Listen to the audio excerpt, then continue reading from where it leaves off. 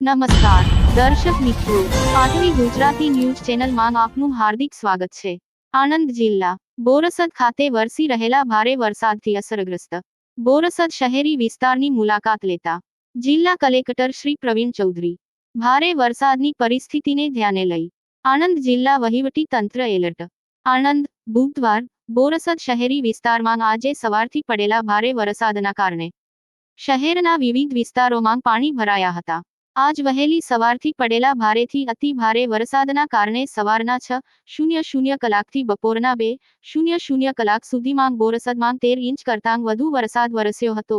વરસાદની આ પરિસ્થિતિમાં આણંદ જિલ્લા કલેક્ટર શ્રી પ્રવીણ ચૌધરીએ તાકીદે બોરસદ ખાતે પહોંચીને વરસતા વરસાદ વચ્ચે બોરસદ શહેરના નીચાણવાળા વિસ્તારો સહિતના અન્ય વિસ્તારોની પણ મુલાકાત લઈ નિરીક્ષણ કર્યું હતું।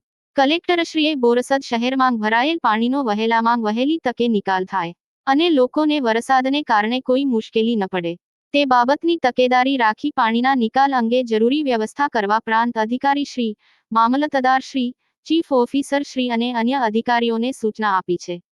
રિપોર્ટર કલ્પેશ પઢિયાર, દેદરડા, બોરસદ।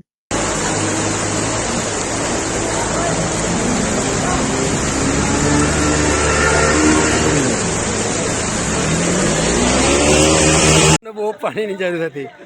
ફૂલ પાણી આવી ગયો અક્ષરનગરની અંદર। આ અક્ષરનગર વિસ્તારમાં પાણી ફૂલ છે।